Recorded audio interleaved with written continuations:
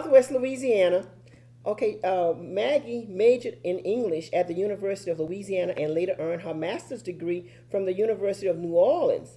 An excerpt of this novel was published in Louisiana Cultural Vistas. Her novel was a 2009 finalist for the worldwide William Faulkner William Wisdom Writing Contest. It was also a shortlist for the prestigious Ernest Gaines Award. She was featured in 2009 Louisiana Book Festival as well as the 2014 Book Festival. She's been featured on NPR in New Orleans on The Reading Life.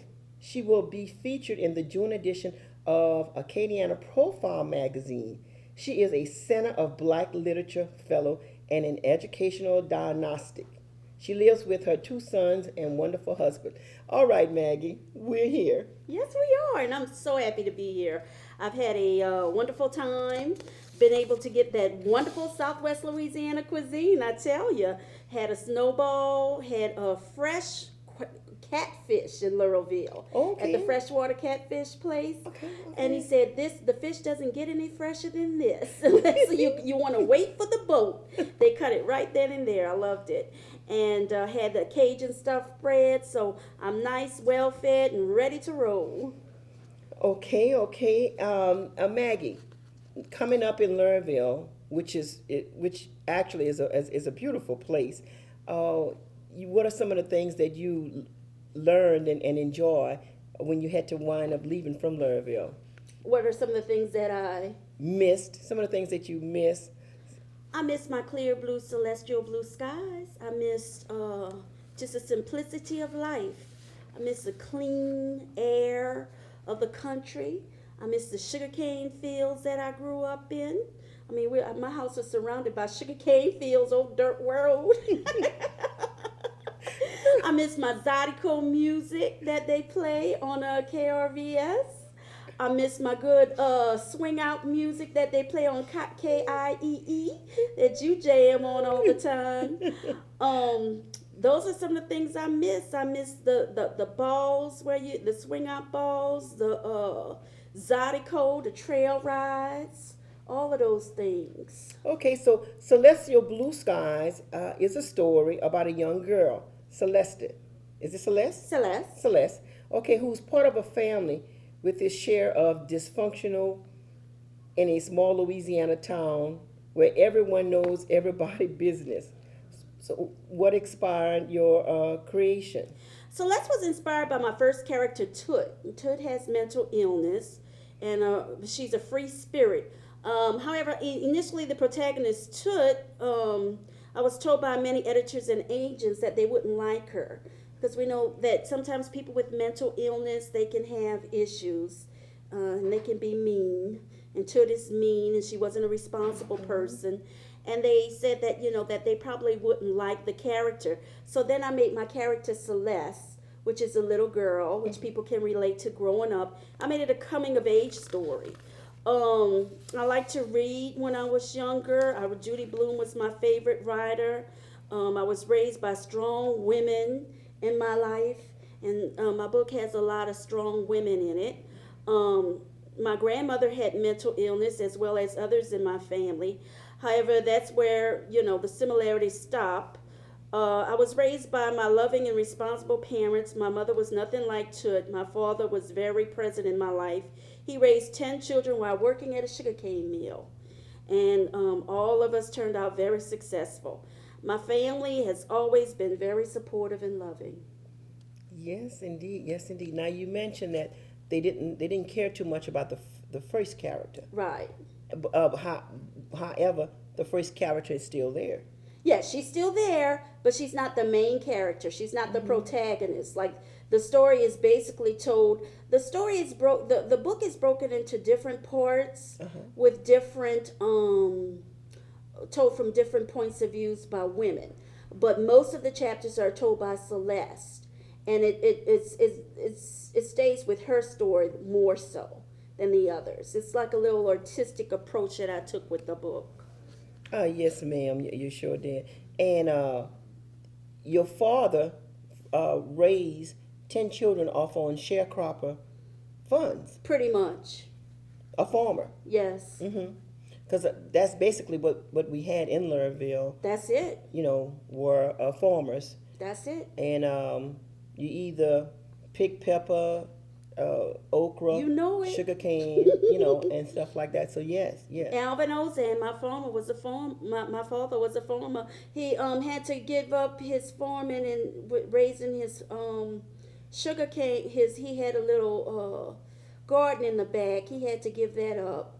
But I want to try to get that garden back up because Yeah. fresh vegetables are so good, and with everything they're putting in our food nowadays, it's good. All the chemicals and things. It's good to have like nice organic grown vegetables and food, and that's one of my projects. Try to get the garden back growing. Now I love the fact that not only have you excelled totally. There's always room for more improvement, but you've kept that education to the core, and you've come back home. Yes, I have. I've come back home to my roots, my Creole roots. My father spoke French. My grandfather spoke French.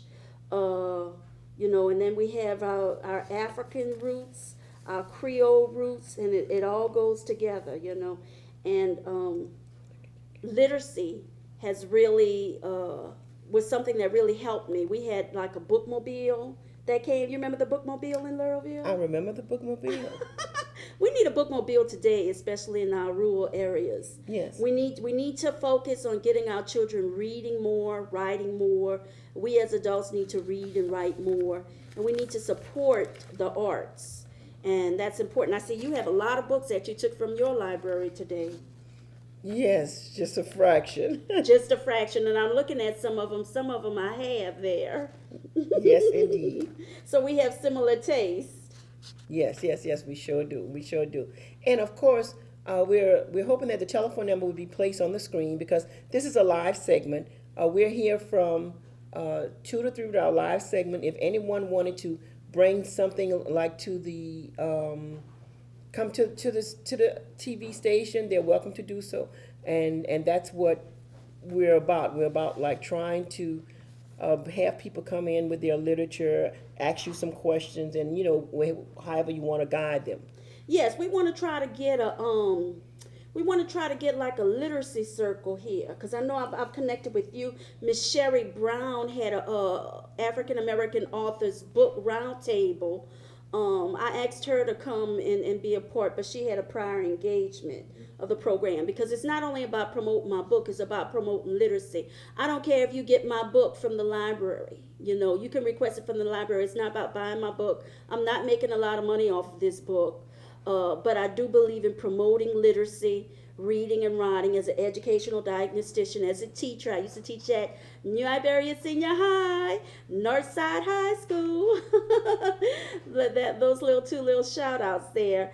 And I loved working with high school students. I love encouraging people to read and write, because that's where it is. We buy our kids all these expensive sneakers and electronic devices. You need to take them and get some books, and you can get them free at your free libraries, but also invest in books, because we need to cultivate this. And I know you're my conscious soul sister. You know a lot about that as well. Yes, indeed. And of course, we're not sure the date of you returning next time, but we would like to have like a roundtable discussion on. You bring your favorite book. You tell something about your book, and we go from there. Yeah, I'm doing in New Orleans. I'm doing a couple of things. We're doing a girls rock literacy. What? Yes, we're doing that in New Orleans, and I would be happy to try to do something like that around here to get the younger people, And I'm focusing on girls because we had the Black Girls Rock movement, but I'm doing it for all girls, because it's not a black or white thing. I want to promote literacy for girls, for females, because we are the ones who bring life to the world, and we need to if we can get the women reading, we know the children are going to read. Yes, that is correct. If they can read to the babies in the belly, that'll be good. Starting early. Yes. So you work in education, so obviously you're a teacher. by nature. What do you want readers to take away from Celestial Blue Skies? I want them to take a bit away from celestial blue skies. That it's about looking to the skies. My book has religion. It's celestial blue skies. It represents the Virgin Mary, the sky, pure sky. The color blue is what the represents the Virgin Mary, what she wears. So there's a lot of religion in my book. It's not a religion novel, but there are religion themes in there, and because I've come from a long line of religion. My father was a deacon. My husband's a pastor. I'm a first lady, First Free Mission Baptist Church in New Orleans, Louisiana. Okay. I went to St. John Baptist Church, which I love to come back. I just feel the spirits of all the wonderful women who nurtured me when I was young. All the wonderful deaconesses and all the wonderful people. I had a good foundation at St. John Baptist Church. Yes, indeed. And I enjoyed. So I want them to take look to the sky. I want them to take from it, that there is hope and redemption, because Tut, without any spoilers, redeems herself. I want to read from the book. Is that okay? Oh, yes, ma'am. Okay. I want to read the book because I love promoting literacy, and one way to promote literacy is to read. And my Uncle Romer, who was also a farmer, who I love dearly, he used to tell me all the wonderful tales. And the slaves told the tales, and they went down, down, down, That's like right. the griots used to do in Africa. Okay, and Uncle Romer told me the story about the curse of the mulatto, and that was the original title of my novel, The Curse of the Mulatto. Mm-hmm. But I didn't want to offend everybody, because now people get offended, with words like mulatto. And I didn't want, some people told me, that's another thing when you're dealing with agents and publishers. They tell you that that's offensive. It's not offensive to everyone, but if to some it is. My Uncle Romer told me the story that was passed down from slaves to slaves to slaves. And I'm going to read the chapter from The Curse of the Mulatto. Mame tells me before I leave with liver, I know Miss Canoe is at the hour of her death because that big old owl has been hooting all night. I see the owl in the backyard through the kitchen window when I was washing dishes. It is a beautiful bird with wide, aware eyes. Seems that the owl knows so much more than we all do. The owl, like Mame and Bumblebee, finds every hidden secret as it flies over us at night. Its colossal wings cast a great enveloping shadow over Mame's small, sharpshoot Creole house. The full moon and back porch light, which Mame claims helps keep it's a profanity, so I'm going to skip it. Keep the black blank away, helps create shadows and mysteries among us all. The big owl's big, beautiful eyes mesmerize Mame as it perches on the post of the clothesline and stares at her. Staring past the familiar owl and looking at the moon, Mame comments, "There's a full moon, so a baby must be coming. Bumblebee pregnant again must be her. The moon never lies." That is the old wives' tale, I believe, because if the moon can affect the tides of the water, it would follow that it can affect the human body, which is about 70% water. Many of Bumblebee's and Mama's children are born at or before the full moon. I can time mine and my sister's periods according to the full moons.